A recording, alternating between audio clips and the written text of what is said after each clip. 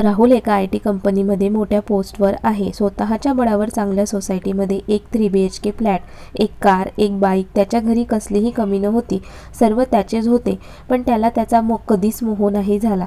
जे करायचं ते आपल्या बळावर करायचं.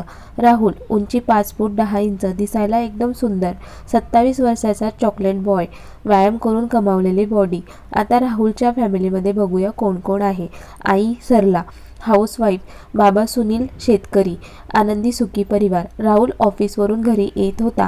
एका ट्रॅफिक सिग्नलला गाडी थांबली होती. तेवढ्यात एक मुलगी त्याच्या गाडीला धडकून बेशुद्ध पडली. राहुल पटकन खाली उतरून तिच्या जवळ गेला.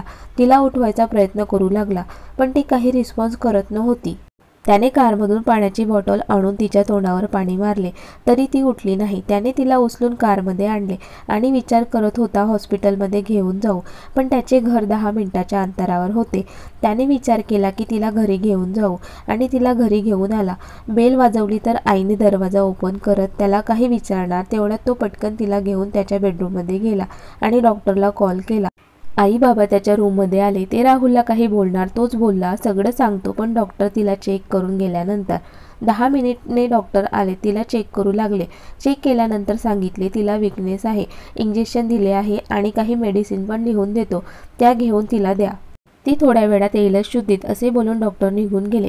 आई बाबा आणि राहुल रूमच्या बाहेर आले आणि राहुलने त्यांना सगळं सांगितलं. ती शुद्धीत आल्यानंतर समजेल ती कोण आहे. ठीक आहे म्हणून आई बाबा त्यांचे काम करायला निघून गेले. तोही फ्रेश होण्यासाठी रूममध्ये गेला. वॉशरूममध्ये काहीतरी पडले आणि तिला जाग आली. डोळे उघडले तसे इकडे तिकडे बघू लागली आणि विचारात पडली, मी इथे कशी आले. राहुल फ्रेश होऊन बाहेर आलाच.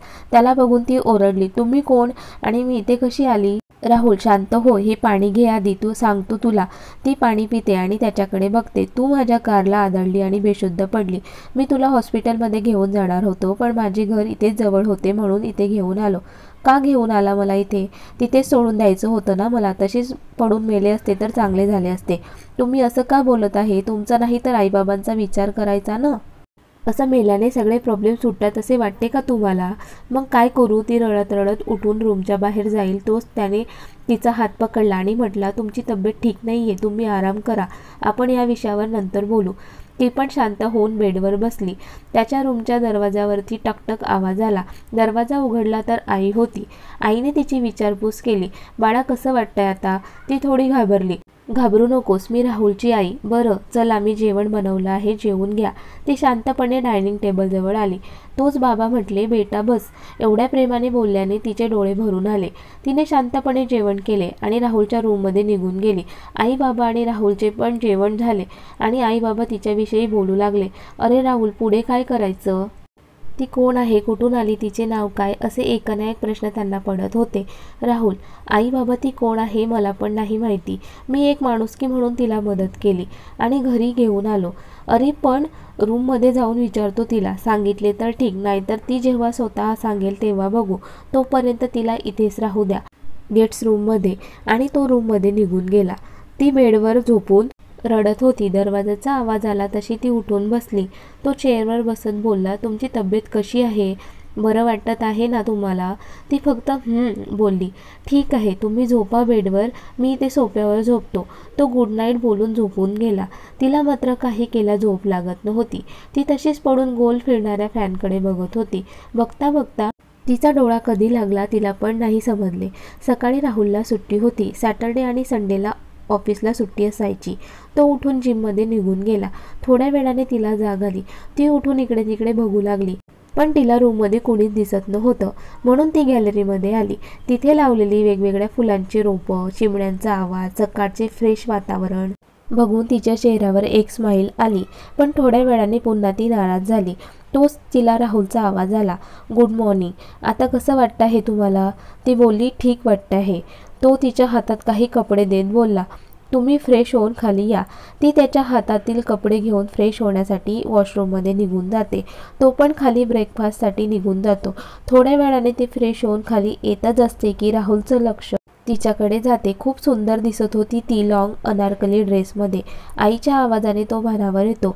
आई बाबा पण तिला तिच्या तब्येतीची विचारपूस करतात. तीही हो नाही म्हणत बोलत असते. राहुल: अरे आज नेवी काकूंच्या मुलीचे लग्न आहे तर गावाकडे जात आहोत 3-4 दिवसांसाठी. राहुल म्हटला, ठीक आहे, मी सोडतो तुम्हाला बस स्टॉपला. किती वाजेला निघायचं आहे? 10ला. ओके ठीक आहे. त्यांची कामे आटपून ते निघायची तयारी करतात. राहुल त्यांना बस स्टॉपला सोडायला जातो. आई बाबा जाताना त्याला सांगून जातात, त्या मुलीचे पुढे काय करायचे? राहुल म्हणतो, डोंट वरी, मी करतो सगळं हँडल, तुम्ही काळजी करू नका. ठीक आहे. त्यांना सोडून राहुल घरी येतो आणि TV लावून न्यूज ऐकत असतो. ती डायनिंग टेबलवर बसलेली असते. तो तिच्याकडे बघतो तर ती उठून त्याच्याजवळ येते आणि बोलायला लागते. मानसीची ओळख. मानसी 24 वर्षाची तरुणी, दिसायला सुंदर, गोरीपान, अंगबांधा बारीक, केस जास्त लांब नाही पण सिल्की आणि काळेक्षार, नाक, डोळे, देखणे. तिला बघताच क्षणी तिच्या कुणीही प्रेमात पडेल अशी. माझे नाव मानसी, मी BE सेकंड इयरची स्टुडंट आहे. आई बाबा मी लहान असतानाच गेले. मला काका काकूंनी वाढवले. काकूला मी घरात नकोच होती. तिने माझा लहानपणापासून तिरस्कार केला. मला प्रेम कधी दिलेच नाही. खूप त्रास द्यायची, खूप काम करून घ्यायची. तिने माझं लग्न करण्याचा निर्णय घेतला आणि माझ्यासाठी स्थळ शोधायला सुरुवात केली. माझ्या काकूला एक स्थळ आवडले. तिने मला न विचारताच माझे लग्न ठरवून टाकले. पण मला हे लग्न करायचे नव्हते, म्हणून मी 2 दिवस झाले घरातून पळून आले आणि त्या दिवशी तुमच्या कारला आदळले. एवढं बोलून ती शांत झाली. तिचे बोलणे ऐकून त्याला पण वाईट वाटले. हे बघा, घाबरून कसे चालणार? तुम्ही या गोष्टींना खंबीरपणे सामोरे जायला पाहिजे. यासाठी घाबरायचे नाही, स्ट्रॉंग होऊन सगळं हँडल करायचं. ती पण न घाबरता हो म्हटली आणि बोलताना मध्येच थांबली, कारण ती आता कुठे जाणार आहे हे तिलाही माहिती नव्हते. तिच्या प्रश्नार्थक चेहऱ्याकडे बघून त्याला समजले की तिच्या मनात काय सुरू आहे. तुम्हाला काही प्रॉब्लेम नसेल तर तुम्ही आमच्या घरी राहू शकता.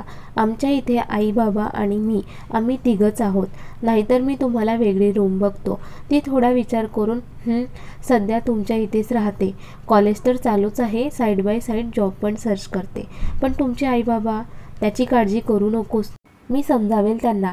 ती ठीक आहे म्हटली आणि मी रूम पण बघते कुठे मिळते का, तोपर्यंत तुमच्याकडे राहते. तिला असे दुसऱ्यांवर अवलंबून राहायचे नव्हते. तुम्हाला एक विचारू का? राहुल थोडा कचरत बोलला. विचारा ना. तुम्ही मला नावाने हाक मारली तरी चालेल आणि आपण फ्रेंड्स बनू शकतो का? तीही पटकन हो बोलून गेली. त्यालाही बरे वाटले. तर मानसी, तुम्हाला काही प्रॉब्लेम नसेल तर आपण बाहेर जायचं का संध्याकाळी? मानसी: हो चालेल. संध्याकाळी तो तिला मॉलमध्ये घेऊन जातो आणि तिला तिच्या आवडीचे कपडे घेऊन देतो. थोडा चेंज म्हणून गार्डनमध्ये पण जातात आणि रात्रीचं डिनर बाहेर करून घरी येतात. घरी आल्यावर तो तिला गेट्स रूम दाखवतो. मानसी, तू या रूममध्ये राहा आणि काहीही प्रॉब्लेम असेल तर मला सांग. आता आपण फ्रेंड्स तर झालोच आहोत ना? ती पण हसून मान हलवते. असेच बरेच दिवस जात होते. तिला येऊन 1 महिना झाला होता. त्यांच्यात मैत्रीचं छान नातं तयार झालं होतं आणि दोघांच्या मनात काहीतरी होत होतं पण कळत नव्हतं. तिचं एक्सटर्नल कॉलेज चालू होतं, पण तिला आज एका कंपनीमध्ये जॉब मिळाला होता. ते सांगण्यासाठी ती राहुलची आतुरतेने वाट बघत होती. पण आज त्याच्या ऑफिसमध्ये मीटिंग होती तर त्याला घरी यायला लेट झालं होतं. तरी ती जागीच होती. तेवढ्यात बेल वाजली आणि पळत जाऊन तिने दरवाजा ओपन केला. तो आत येताच त्याला सांगू लागली, आज मी खूप हॅपी आहे. आणि आनंदाच्या भरात तिने त्याला मिठी मारली. तिच्या मिठीने तो पण गोंधळून गेला. तिला पण समजले आपण आनंदाच्या भरात काय केले. ती लाजून बाजूला झाली, पण तिच्या चेहऱ्यावरचा आनंद बघून त्याला पण बरे वाटले. मानसी, बोलशील काय झालं की फक्त लाजशील? आज मला जॉब मिळाला आहे. त्याला पण ऐकून आनंद झाला. त्याने तिचे अभिनंदन केले. थँक्यू सो मच राहुल, हे फक्त तुझ्यामुळे झाले. मानसी, मी फक्त तुला योग्य तो मार्ग दाखवला, बाकी सगळी तर तुझी मेहनत आहे. तू फ्रेश होऊन ये, मी जेवायला वाढते. तो फ्रेश होऊन आला. आईबाबांचे झाले का जेवण? हो, त्यांचे झाले. आज तर खूप काय काय पदार्थ आहे खायला, मस्तच. हो, आणि मी आता वेगळी रूम घेऊन राहायचं पण ठरवलं आहे. ती आनंदाच्या भरात बोलत असते. मला तुमच्यावर दडपण टाकून राहायचं नाहीये. ती इथून जायचं बोलल्यावर राहुलला ठसका लागला. तशी ती पटकन त्याच्याजवळ जाऊन त्याला पाणी दिले आणि हाताने पाठ चोळायला लागली. बरं वाटतंय आता? तो फक्त म्हटला. राहुल तिला म्हटला, तू कुठेही जाणार नाहीये, इथेच राहणार आहे. अगदी तिच्यावर हक्क दाखवत मोठ्याने ओरडला. त्याच्या अशा ओरडण्याने ती घाबरली आणि घाबरतच बोलली, मी असे अजून तुमच्या घरी किती दिवस राहणार आहे? बाहेर लोक काय काय विचार करत असतात. ते लोक काय विचार करतात मला काही घेणं देणं नाही आहे, तू कुठेही जाणार नाही आहे आणि हे फायनल आहे. आणि तो न जेवताच संतापात रूममध्ये निघून जातो. तिला पण खूप वाईट वाटतं. ती पण तिच्या रूममध्ये निघून जाते. तो रूममध्ये जाऊन विचार करत असतो, मला काय होत आहे, ती लांब जाताना मला का त्रास होतो आहे, का तिला दुसऱ्या रूमला जाऊ द्यायचं नाही आहे. तसाच विचार करत झोपून गेला. सकाळी उठून तो तिला सॉरी म्हणतो आणि तुला योग्य वाटेल ते कर असे सांगतो. ती काहीच बोलत नाही. एवढ्या दिवस सोबत राहून एकमेकांच्या खूप जवळचे झाले होते. कधी बोलून दाखवले नाही, पण प्रत्येक कृतीतून प्रेम दिसत होते त्यांचे. आज त्याचं मूळ ठीक करण्यासाठी ती आई बाबा आणि त्याला बाहेर हॉटेलमध्ये घेऊन जायचं ठरवते. सगळे मिळून बाहेर जेवायला गेले. मस्त एन्जॉय करत असतात. येताना आईस्क्रीम घेऊन घरी आले. आईस्क्रीम खात असताना तिने पुन्हा विषय काढला. मी एक रूम बघितली आहे, तिकडे जायचा विचार सुरू आहे, ती आईबाबांना सांगत होती.